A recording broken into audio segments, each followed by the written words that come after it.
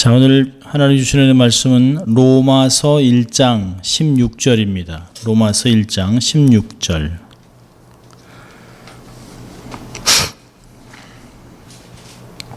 찾으시면 우리 함께 신약 239면에 있는데요. 로마서 1장 16절 우리 함께 같이 읽습니다. 내가 복음을 부끄러워하지 아니하노니 이 복음은 모든 믿는 자에게 구원을 주시는 하나님의 능력이 됨이라. 첫째에는 유대인에게요 또한 헬레인에게로다. 아멘. 예, 십계명의 이제 마지막 강의입니다. 2주 전까지 10가지 계명에 대해서 이야기를 했고요. 지난주는 우리가 그 생각을 했죠. 그럼 우리는 아직도 신약을 살아가는 사람들에게 십계명은 유용한가? 그게 지난주 말씀이었고요. 오늘은 복음의 희소식, 복음 안에 있는 희소식을 보려고 합니다. 그래서 오늘은 좀 로마서를 이렇게 좀 훑어보면서 율법을 뭐라고 얘기하는지, 또 율법을 어떻게 지킬 수 있는지, 이런 것들을 좀 보려고 합니다. 십계명을 마치면서 정말 중요한 것을 한 가지 다루려고 합니다. 여러분, 애굽에서 400년의 종살이를 청산하고 출애굽한 이스라엘 백성들이 3개월 만에 시내산에 이르렀습니다. 그래서 십계명을 받고 언약의 백성으로 어떻게 열방을 향한 제사장의 나라로 살아갈 것인가를 하나님이 십계명을 통해서 말씀하셨어요. 19장에서는 너희가 나를 위해 열방을 섬기는 제사장 나라가 될 것이다. 19장 6절은 얘기하고 있습니다. 그리고 20장에 십계명을 주고, 그리고 계속 율법을 통해서, 제사법을 통해서, 시민법을 통해서 출애굽기, 레위기, 민수기 계속까지 약속의 땅에 들어가서 언약 백성으로 어떻게 하나님의 나라를 건설하고 확장해 나갈 것인가를 계속 가르치셨어요. 자, 그러다가 약속의 땅에 들어갈 수 있는 시간이 이제 거의 가까웠습니다. 며칠 안 됩니다. 약속의 땅에 7일이면 들어갑니다. 그런데 약속의 땅을 12명의 12지파 리더들을 파송해서 그 땅을 보고 오라 그랬습니다. 근데 동일하게 다 보고, 과연 하나님 말씀하신 대로 젖과 꿀이 흐르는 땅이다. 그렇게 하고 엄청난 과일들을 가지고 왔습니다. 자, 그런데 문제는 해석하는 게 달랐습니다. 두 사람 갈렙과 여호수아는 하나님이 우리에게 정말 주신 땅이다. 우리 가서 취하면 된다. 근데 10명은요. 그들의 거기에 사는 사람들은 거인이고 우리는 메뚜기 같아서 거기 들어가면 다 죽는다. 땅이 없어서 거기 가서 죽느냐? 그럴 수 없다. 라고 계속 부정적인 보고를 하니까요. 2대 10입니다. 그래서 부정적인 이야기가 이겨요. 그래서 백성들이 밤새 곡한 후에 그 다음날 모세와 여호수아와 갈렙을 돌로 쳐 죽이려고 합니다. 그때 하나님의 영광이 나타나죠. 그리고 하나님께서 말씀하세요. 너희들이 그렇게 가기 싫어하는 땅, 그렇게 너희들이 얘기하는 걸 내가 내 귀에 들린 대로 다 해주겠다. 그래서 20세 이후 된 사람들은 다 죽습니다. 너희들이 40일 동안 정탐한 거를 하루를 1년으로 계산해서 40년 동안 광야에서 돌다가 다 죽을 것이라고 얘기하고, 너희들이 이렇게 걱정했던 어린 자녀들은 다 약속의 땅에 들어갈 것이라는 얘기를 합니다. 그래도 결국에는 38년을 지나서 1세대는 다 죽습니다. 그리고 2세대는 중년이 됐습니다. 그러니까 부모가 신앙생활 안 하면 다음 세대가 아니라 3세대 갈 때까지 어려워지는 거예요. 그 다음 세대에 갖고 있는 삶이 완전히 망가지는 것이죠.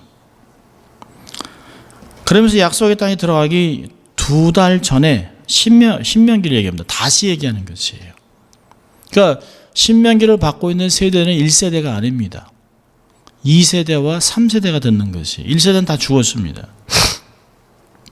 그러면서 십계명을 다시 주지시키고 율법을 지킬 것을 가리키면서 율법을 순종하면 복을 받고 율법을 거역하면 저주를 받을 것이라고 정확하게 얘기합니다.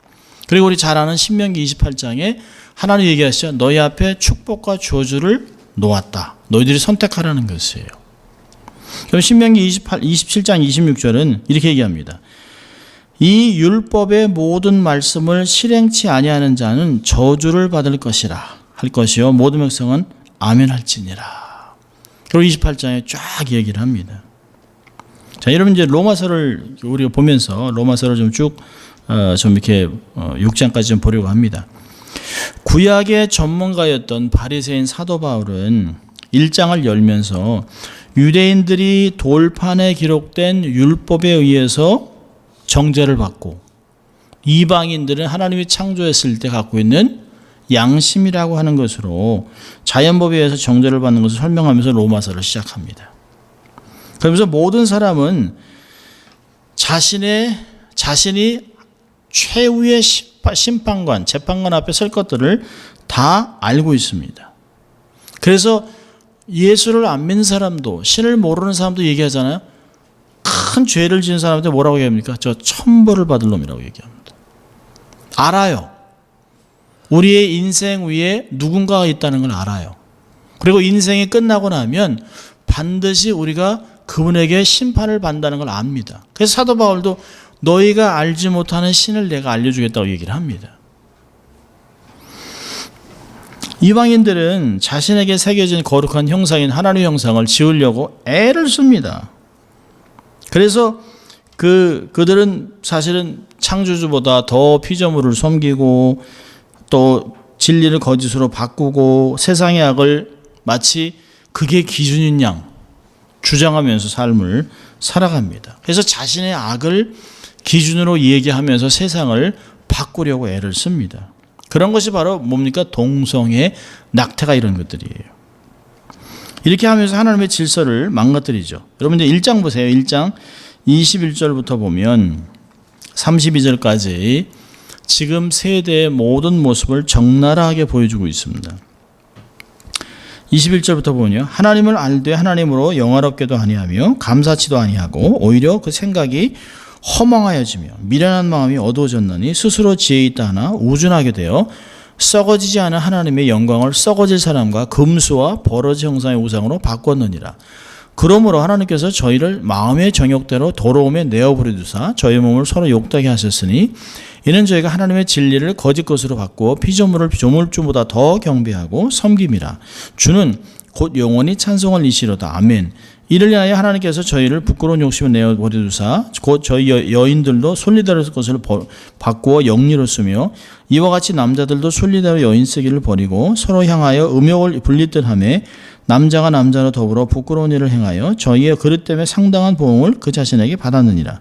또한 저희가 마음에 하나님 두기를 싫어하며 하나님께서 저희를 그 상실한 마음대로 내어버리두사 합당치 못한 일을 하게 하셨으니 곧 저희 불의, 추악, 탐욕, 악의가 가득한 자여 시기, 살인, 분쟁, 사기, 악독이 가득한 자여 수근수근하는 자여 비방하는 자여 하나님을 미워하시는 자여 능욕하는 자여 교만한 자여 자랑하는 자여 악을 도모하는 자여 부모를 거역하는 자여 우매한 자여 배약하는 자여 무정한 자여 무자비한 자라. 저희가 이 같은 일을 행하는 자는 사형에 행한다고 하고 하나님의 정하심을 알고도 자기들만 행할 뿐 아니라 또한 그 일을 행하는 자를 옳다 하느니라.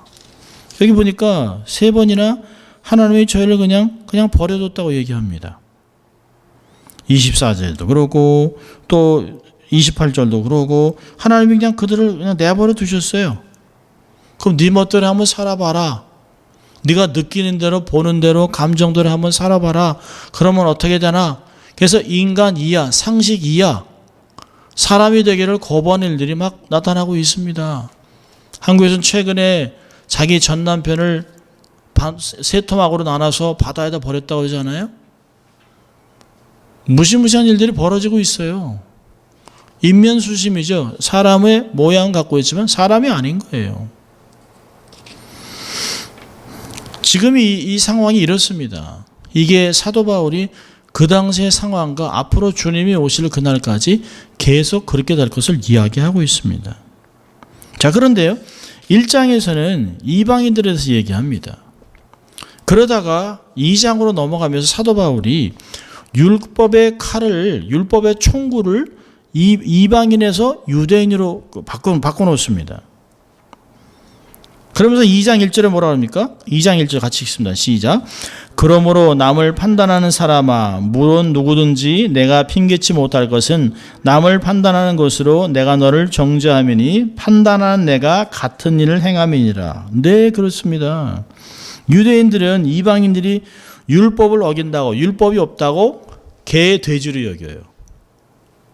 그래서 율법을 어기는 사람들 인간 이하로 취급합니다. 세컨드 시리즌, 아예 종으로 얘기합니다. 그래서 지금도 유대인들은 메시아가 오면 자기들이 모든 세상을 다스리고 이방인들은 다 자기들의 종이 될 것이라고 얘기를 합니다. 그러니까 자기들이 율법을 더 잘 알고 있다는 것이에요. 근데 바울은 뭐라 합니까? 너희들이 그렇게 다 잘 알고 있다고 하면서 똑같은 죄를 짓기 때문에 더 큰 징계를 받는다라고 얘기합니다. 더 큰 책임을 부과하는 것이에요. 2장 3절입니다. 이런 일을 행하는 자를 판단하고도 같은 일을 행하는 사람아, 내가 하나님의 판단을 피할 줄로 생각하느냐? 아니라는 것이에요. 너희들 율법을 모른다고 정죄해놓고 너희들도 똑같은 짓 하는 건 아니냐? 더 중한 징계가 온다는 것이에요. 모든 세상은 유죄 선고를 받은 상태에 놓였습니다. 그래서 3장으로 가면 9절부터 12절까지 쭉 그런 이야기를 해요. 3장으로 갑니다. 3장에. 그러면 9절입니다. 그러면 어떠하냐? 우리는 나으냐? 결코 아니라 유대인이나 헬라인이나 다 죄 아래에 있다고 우리가 이미 선언하였느니라. 기록한 바 의인은 없나니 하나도 없으며 깨닫는 자도 없고 하나님을 찾는 자도 없고 다 치우쳐 한 가지로 무익하게 되고 선을 행하는 자는 하나도 없다라고 얘기를 합니다. 모든 사람이 다 심판 아래 있다고 얘기하고 있습니다.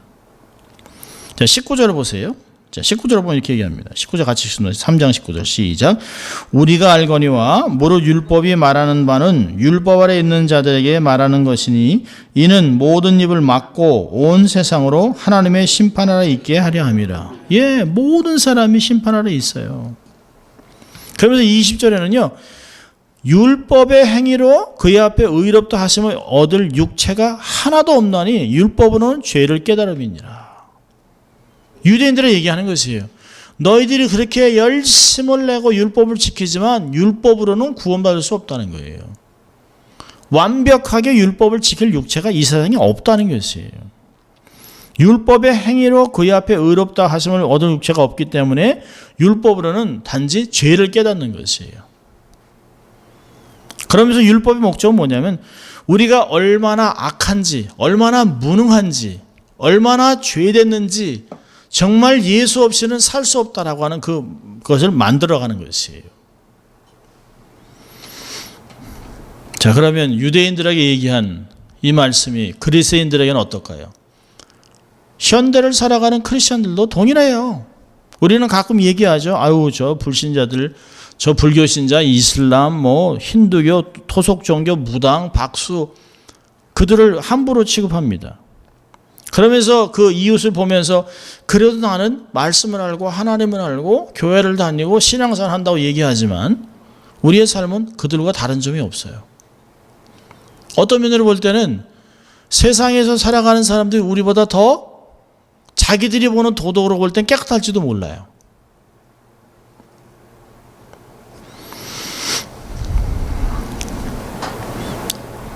우리가 우월하다고 여길 그때 하나님이 우리를 더 책망할 것입니다. 누가복음 12장 48절은 우리에게 이렇게 얘기합니다. 알지 못하고 맞을 일을 행한 종은 적게 맞으리겠지만 무릇 많이 받은 자에게는 많이 찾을 것이요 많이 맡은 자에게는 많이 달라 할 것이니라. 모르는 사람은 어떻게 할 수 없어요. 마치 부모님이요. 그 형제들을 쭉 내려놓고 어린 동생은 나무르지 않습니다. 이건 철없는 애니까 뭘 알겠어요. 그런데 첫째 마지. 아니 마지가 잘해야지 동생들이 따라오는데 이 철없는 것들이 잘못한 거야? 어떡하겠어요? 그러면 너는 잘 알고 동생들을 잘 인도해야 되는데 네가 이렇게 했으니까 혼나고 맞아야 된다는 거예요. 그래서 마지를 더 나무라는 것이에요. 하나님이 왜 크리스천들과 유대인들 율법을 갖고 있고 말씀을 따라 살아가고 구원을 얻었다고 하는 성도들에게 하나님이 많은 것을 요구할까요? 이미 영생을 소유하고 살아가는 사람들이기 때문에 세상 사람들하고는 다르게 살아야 한다는 거예요. 우리가 살아가면서 아니 어떻게 더 노력하란 말입니까? 세상 사람들과 똑같이 하면 되지 않습니까? 아니요. 말도 안 되는 소리입니다. 그럴 수 없다는 거예요. 이미 이 세상을 살아가면서 하나님의 나라를 맛보고 살아가는 너희들이 어떻게 세상 사람들과 똑같이 살 수 있냐?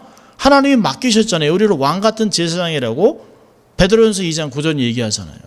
우리를 어둠에서 불러낸 자의 귀한 빛을 선전하기 위해서 전도자로 세상의 빛과 소금으로 부르셨는데 그렇게 안 사니까 하나님이 맡긴 일을 안 하니까 징계를 더 한다는 것이에요.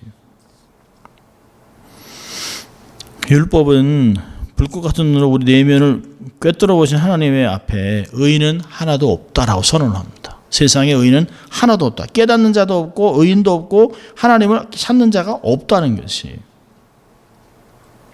분명히 얘기합니다.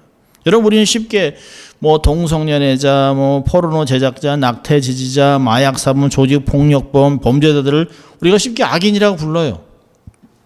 세상도 그들을 악인이라고 불러요. 자, 그런데 우리가 상상수훈을 우리가 잘 기억한다면 우리가 간음하지 않았지만 우리가 음욕을 품고 있으면 이미 간음한 거예요. 사람을 미워하면 살인한 거예요. 바보다 어리석다라고 얘기하면 그 사람에 대해서 그 사람을 지으신 하나님을 욕되게 하는 것이에요. 하나님이 그들을 지옥불에 넣겠다고 얘기하셨습니다. 그렇다면 들킨 죄인, 안 들킨 죄인만 있을 뿐이에요. 똑같은 것이에요. 차이가 없습니다. 자랑할 수가 없어요. 여러분 하나님은 우리의 최선을 요구하는 것이 아니에요. 하나님은 하나님의 최선을 요구하고 있습니다. 우리는 우리 나름대로 했다 생각하지 아니요. 하나님은 성경에 하나님의 최선을 얘기해 놓으셨어요. 창조되었던 원래 상태의 의로움을 하나님이 요구하시는 것이에요. 여러분 우리가 스스로 하나님의 의를 회복하기 위해서 할 수 있는 일은 아무것도 없어요. 야, 정말 내가 구원받을 수 없는 존재였구나. 그런 인간이구나라고 깨달을 때 그때서야 복음이 들리는 것이에요. 그때서야 하나님을 찾는 것이에요. 로마서 3장 21절을 보면 이런 얘기를 합니다. 24절까지 이제는 율법 외에 하나님의 한 의가 나타났으니 율법과 선지자들에게 증거를 받은 것이라. 곧 예수 그리스도를 믿음으로 말미암아 모든 믿는 자에게 미치는 하나님의 의인이 차별이 없느니라. 모든 사람이 죄를 범하였음에 하나님의 영광에 이르지 못하더니 그리스도 예수 안에 있는 구속으로 말미암아 하나님의 은혜로 값없이 의롭다 하심을 얻은 자 되었느니라. 그게 우리의 신분이라는 것이에요. 그러니까 28절은 보면 사람이 의롭다 하심을 얻는 것은 율법의 행위에 있지 않고 믿음으로 되는 줄 우리가 인정하노라. 얼마나 정확하게 얘기하고 있습니까? 그렇다면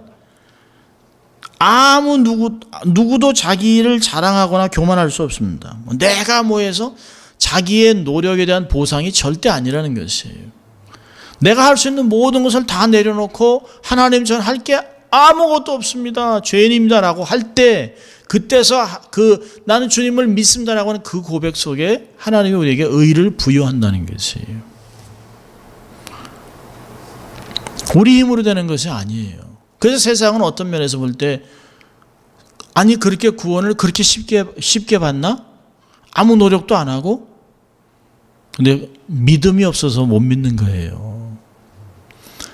데살로니가전서 얘기합니다. 이 구원받는 믿음은 모든 사람에게 주어진 것이 아니라는 것이에요. 하나님이 만세전에 그리스도 안에서 택하놓고 때가 돼서 그들의 양심에 마음에 성령을 주셔서 예수를 영접하게 했기 때문에 우리가 그리스도께 나온 것이에요. 똑같이 복음을 전했는데도 누구는 반응을 하고 누구는 반응 안 하잖아요. 말씀이 막 튀고 반대로 나가지만 어떤 사람은 그 악인같이 생긴 막 깡패 막 중독자 이런 사람이 가슴을 치고 나와 하나님을 영접합니다. 택자예요.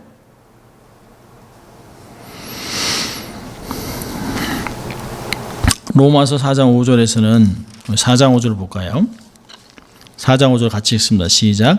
이를 아니할지라도 경건치 아니한 자를 의롭다 하시는 이를 믿는 자에게는 그의 믿음을 의로 여기시나니. 어떻게 의가 되는지 얘기하잖아요. 어떻게 의로운 사람이 되는 걸 이야기하고 있습니다. 종교개혁자인 마틴 루터는 우리를 이렇게 얘기합니다. 의롭다 함을 받은 동시에 여전히 죄 가운데 있는 인생이에요. 그러니까 용서받은 죄인, 우리가 비록 영생을 소유하고 내세의 약속이 있고 하나님의 나라를 맛보고 살아가면서 여전히 우리는 이 육신을 입고 살아가요. 목사고 장로고 권사고 집사고 선교사고 사역자고 헌신자지만 이 육신의 몸을 그대로 입고 살아가면서 우리의 삶에 아직도 세상을 좋아하는 그런 것들이 있어요. 바울은 정확하게 우리를 간파했습니다. 우리가 어떤 사람인지. 우리가 이 땅에 살아가지만 세상 사람들하고 같아요. 먹는 것 때문에, 재정 때문에, 또 건강 때문에, 관계 때문에 계속 고민하잖아요. 우리가 예수 믿으면 모든 게 와 한순간에 만사형통 되면 얼마나 좋겠어요. 예수 딱 믿었는데 갑자기 아파트 보험이 쫙 났습니다. 갑자기 막 우리 어카운트에 막 100만 불씩 막 들어와요. 그런 일이 안 된단 말이에요. 오히려 더 어려워지죠. 아니 예수 믿는 사람한테 왜 이런 일이 하나도 다른 게 없어요. 그래서 세상 사람 얘기하죠. 너랑 나랑 다른 게 뭐야? 이게 얘기하고 너랑 나랑 다른 게 뭐야?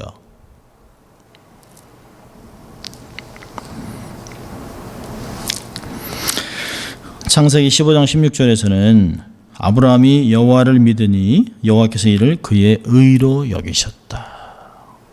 이런 믿음이 중요한 것이 믿음이에요.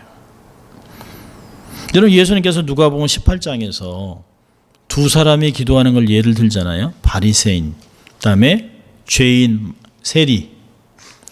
바리새인은 옆에 딱 따로 서서 마지막 따로 국밥같이 딱 따로 서가지고 나는 이 죄인과 같지 않고 일주일에 이틀씩 금식하고 박하와 이런 거에 다 11조도 드리고 내가 죄인으로 되지 않은 게 너무 감사합니다. 막 이러고 기도를 합니다. 막 큰 소리는 막 듣게. 근데 세리는요. 먹고 살기 위해서 목구멍이 포도청이니까 어떻게 삶을 살기 위해서 그냥 세금을 받아서 자기가 낼 것 빼고 조금 남겨서 백성들한테 더 받는 거예요. 그래서 매국노 소리를 듣습니다. 투표권도 없어요. 증인 선서도 못해요. 아예 사람 취급 안 합니다. 뒤에 서서 가슴 치면서 하나님 불쌍히 여기주세요. 내가 죄인입니다라고 얘기할 때 누가 의롭다고 받았다고요? 그 가슴 치고 하나님께 불쌍히 여겨달라고 했던 세리가 그가 의롭게 여김을 받고 돌아갔다고 얘기합니다.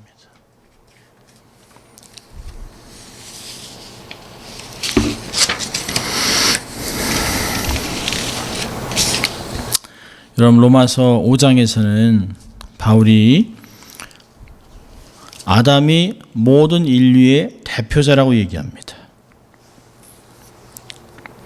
예수님으로 말미암아 우리가 새로운 것을 얻는다고 얘기해요. 그러니까 아담으로부터 원죄를 물려받고 아담의 본성을 물려받은 죄인으로 태어났어요. 그러나 우리가 예수 안에서 우리는 은혜로 위해서 구원받고 의인이 됐다라고 얘기를 합니다. 여러분 우리가 아담하고는 아무 상관없잖아요. 아담이 죄질 때 우리가 죄졌나요? 아니잖아요. 아담의 개인적 행위와 관계가 없이 우리는 그냥 태어날 때부터 원죄를 갖고 태어나는 것이에요. 어린아이 그냥 빵꾸 웃으면 세상을 다 얻은 것 같죠. 근데 그 어린아이도 원죄를 갖고 태어나는 거예요. 안 가르쳐도 거짓말해요. 예수님의 의도 우리가 개인적 행위와 상관없이 우리에게 전가된 것이에요. 그것을 성경은 칭의라고 얘기합니다. 의롭게 됐다. 그것을 로마서에서는 우리에게 전가된 의, 칭의라고 얘기를 합니다. 오늘 얘기하고 싶은 이야기는 두 가지예요. 칭의와 성화. 복음이 우리에게 주는 것은 복음을 믿음으로 우리가 의롭게 됐다는 것이에요. 그리고 이 의롭게 된 사람에게 성령님이 역사하신 우리를 성화 과정으로 이끌어 가고 있다는 것이에요. 그래서 우리는 십계명을 마음에 새기고 오히려 구약 때보다 더 열심히 더 기쁘게 지켜나갈 수 있다는 것이에요. 우리 힘이 아니라는 것이에요. 우리가 새로운 마음으로 말씀을 순종하고 하나님 뜻대로 살아가는 인격적인 행동이 나오는 것은 성령님이 역사하셨기 때문에 그런 것이에요. 여러분, 우리가 의로운 자 됐다고 마음대로 살아도 됩니까? 아니요. 성경은 그럴 수 없다고 얘기해요. No! 딱 얘기합니다. 자, 예를 들어서 뭐 자동차 보험 빵빵한 거 들어놨다고 막 운전하고 다니면 됩니까? 아니, 그거 안 되죠. 그럴 수 없는 거죠. 성경이 똑같은 얘기를 하는 것이에요. 그럴 수 없다는 것이에요. 6장 1절을 보세요. 6장 1절. 우리 6장 1절 같이 읽습니다. 시작. 그런즉 우리가 무슨 말 하리요? 은혜를 더하게 하려고 죄에 거하겠느냐? 그럴 수 없느니라. 2절에 그럴 수 없다는 거예요. 하나님께서 그리스도로 우리를 의롭게 칭하셨어요. 그리스도의 그 성령으로 역사하심으로 우리의 삶을 거룩하게 인도하셨어요. 칭의로 하시고 성화로 우리를 계속 이끄세요. 로마서 6장 2절부터 우리 7절까지 우리 한번 같이 읽습니다. 시작. 그럴 수 없느니라. 죄에 대하여 죽은 우리가 어찌 그 가운데 더 살리요? 무릇 그리스도 예수와 합하여 세례를 받은 우리는 그의 죽으심과 합하여 세례를 받은 줄을 알지 못하느뇨? 그러므로 우리가 그의 죽으심과 합하여 세례를 받음으로 그와 함께 장사되었나니 이는 아버지의 영광으로 말미암아 그리스도를 죽은 자 가운데서 살리신 것 같이 우리로 또한 새 생명 가운데서 행하게 하려 함이니라. 만일 우리가 그의 죽으심을 본받아 연합한 자가 되었으면 또한 그의 부활을 본받아 연합한 자가 되리라. 우리가 알거니와 우리 옛사람이 예수와 함께 십자가에 못 박힌 것은 죄의 몸이 멸하여 다시는 우리가 죄에서 종노릇하지 아니하려 함이니 이는 죽은 자가 죄에서 벗어나 의롭다 하심을 얻었음이니라. 예. 로마서의 주제는 이신칭의예요. 믿음으로 의인이 된다. 계속 똑같은 얘기하고 있습니다. 계속. 그러면서 논리적으로 조금씩 이걸 전개해 나가고 있습니다. 바울은 우리가 예수 그리스도를 믿음으로 우리 행위와 상관없이 의로움을 입었다고 딱 선언하고 있습니다. 그리고 죄의 권세로부터 자유함을 얻어 거룩해지는 이 과정 중에 우리가 있다, 성화 과정이 있다고 얘기하고 있어요. 죄로 물든 우리의 본성은 예수와 함께 십자가에 못 박혔습니다. 죽었다가 함께 예수님과 함께 일으킴을 받았어요.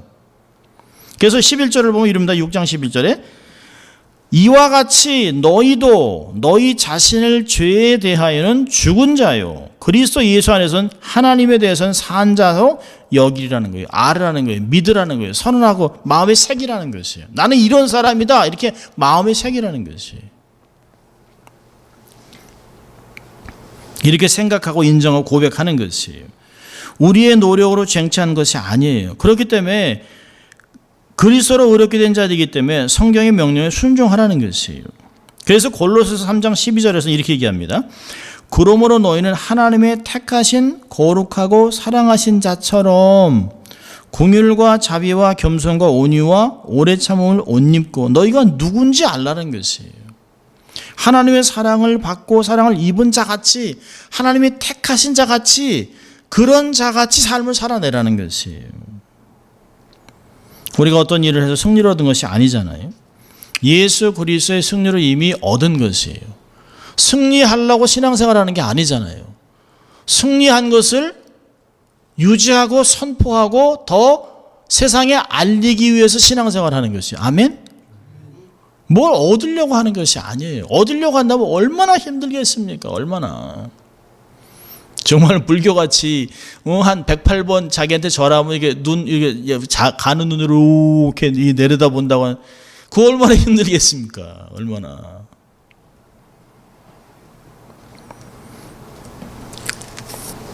이렇기 때문에 우리가 마음대로 함부로 살면 안 돼요.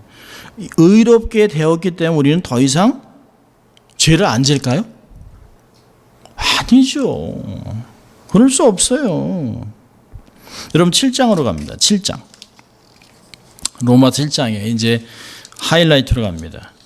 로마서 7장 21절에 21절부터 25절까지 사도 바울의 우리가 고백을 한번 읽어보죠. 21절, 7장 21절 시작. 그러므로 내가 한 법을 깨달았노니 곧 선을 행하기 원하는 나에게 악이 함께 있는 것이로다.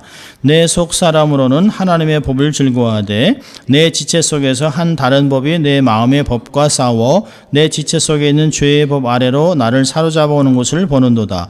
오호라 나는 곤고한 사람이로다. 이 사망의 몸에서 누가 나를 건져내랴. 우리 주 예수 그리스도로 말미암아 하나님께 감사함이로다. 그런즉 내 자신이 마음으로는 하나님의 법을 육신으로는 죄의 법을 섬기노라. 율법의 전문가였던, 율법으로 의의를 얻으려고 지금도 유대인들은 그렇게 합니다. 1년 내내 탈무드, 미시나 계속 하루 종일 성경책만 봐요. 하루 종일 공부만 합니다. 하루에도 지금도 3번씩 4번씩 기도해요. 코셔 아니면 절대 먹지도 않습니다. 그런데 마음에 자유가 없어요. 그런데 그 사람들이 더 많은 죄를 짓습니다. 여러분, 우리는 새 사람이죠. 새 신분으로 세례를 받았습니다. 그래서 새 포도나무에, 정말 새 감람나무에 접심을 받은 돌 감람나무 가지예요. 우리 있는 본성은 아직도 여전히 옛사람이에요. 회심하기 전에 가지고 있던 타락한 감정을 여전히 가지고 있어요. 차이가 있다면 옛날같이 죄를 사랑하고 적극적으로 그렇게 죄를 못 짓습니다. 왜요? 자꾸 우물쭈물해요. 하나님이 안 기뻐하는데 어떡하지? 그래도 어떡하죠? 사람들이 보면 어떡하지? 그러니까 신앙생활 하면서 죄 지려면 자유도 없어요. 마음대로 남들이 같이 술 먹고 담배 피고 카바레 가고 세상 것 다 하고 그렇게는 신앙생활이 안 돼요. 그러니까 숨어서 살살. 그러면서 안에 긴장이 있잖아요. 내가 이렇게 살면 안 되는데 하나님 도와주세요.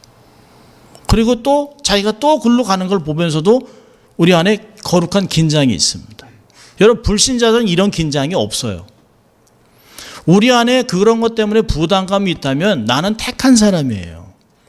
하나님 내 안에서 역사하기 때문에 이야기를 하고 자꾸만 거짓말 갖고도 가슴이 벌렁벌렁 합니다. 이건 내가 왜 이랬지?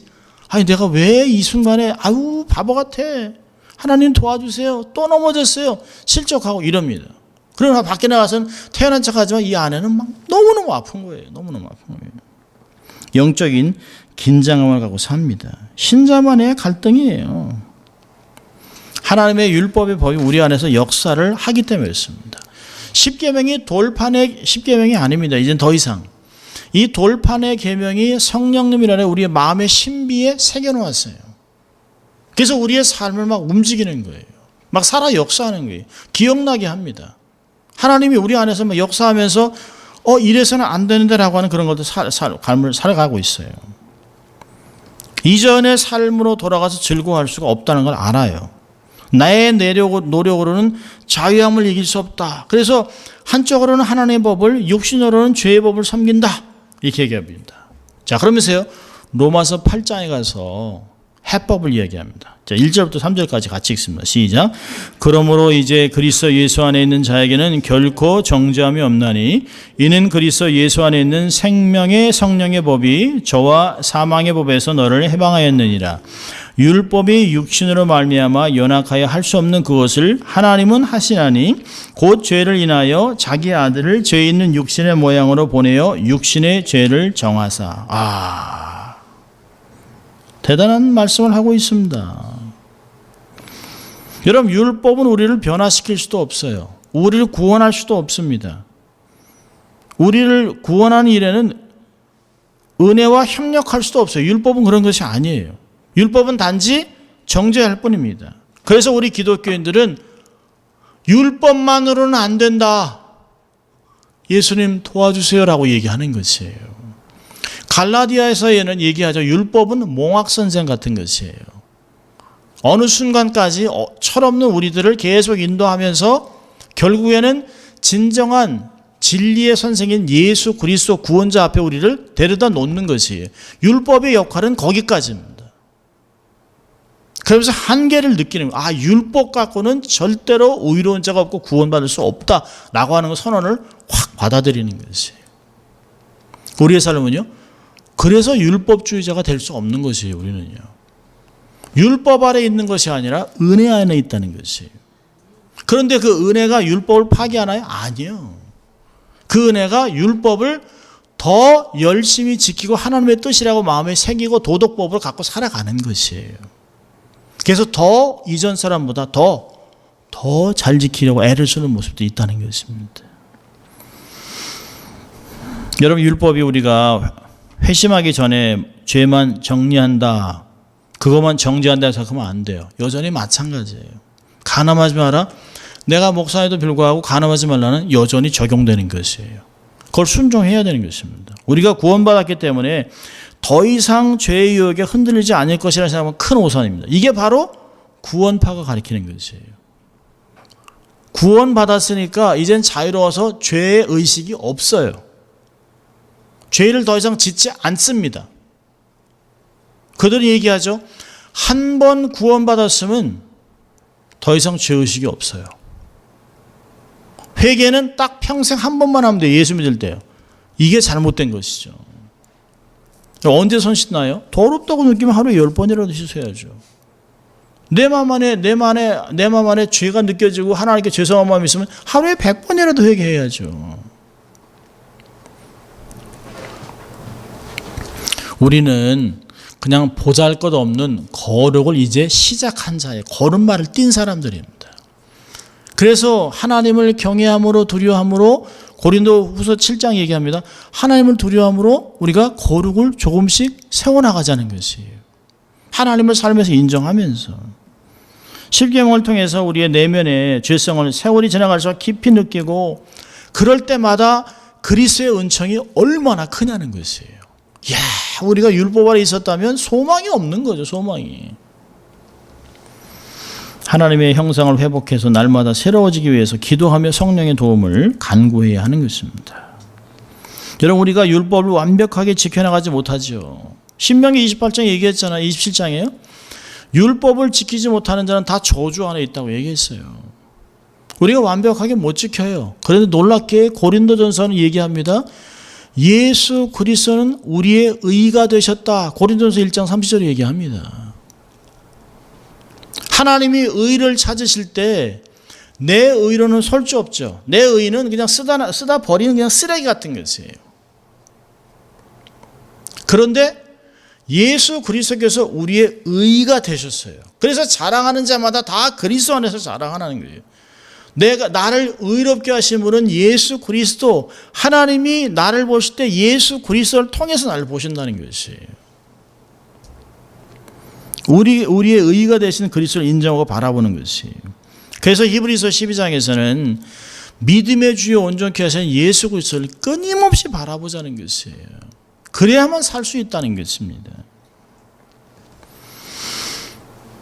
우리는 늘 실족하지요.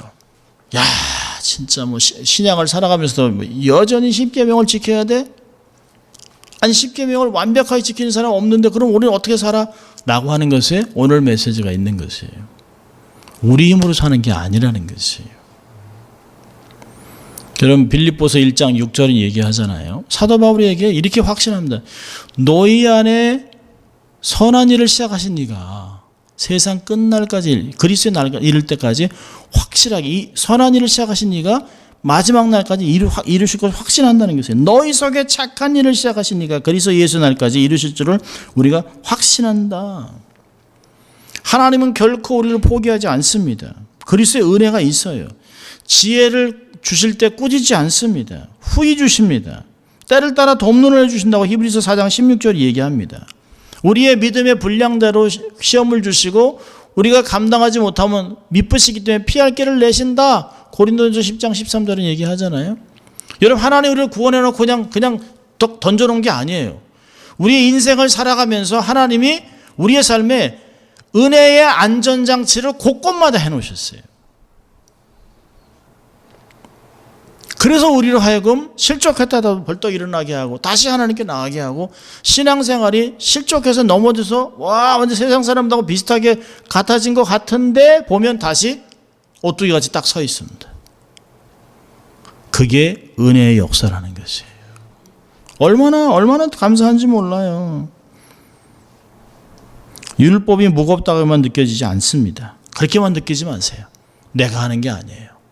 하나님 수고하고 무거운 짐은 다 주님이 지시고 내 짐을 날마다 주시는 주님이 지시고 내 마음을 가볍게 하셔서 말씀이 멀리 있지 않고 나의 행복을 위해 주신 율법을 잘 기쁨으로 지켜나갈 수 있도록 도와달라고 하는 것이 우리의 삶의 기도가 되어야 되는 것이죠. 성령의 충만함으로 더욱 진실하게 십계명을 마음에 새기고 도덕의 기준으로 삼아야 되는 것입니다. 그래서 이 복음 안에 있는 오늘 본문 읽었던 로마서 1장 16절로 가면 우리가 읽었잖아요. 내가 복음을 부끄러워하지 아니하노니 이 복음은 모든 믿는 자에게 구원을 주시는 하나님의 능력이 됨이라. 첫째는 유대인에게 또한 모든 이방인들, 유대인 말고 모든 사람들에게 능력 주시는 복음이라는 거예요. 이 복음 안에 희소식이 있다는 거예요. 복된 소식.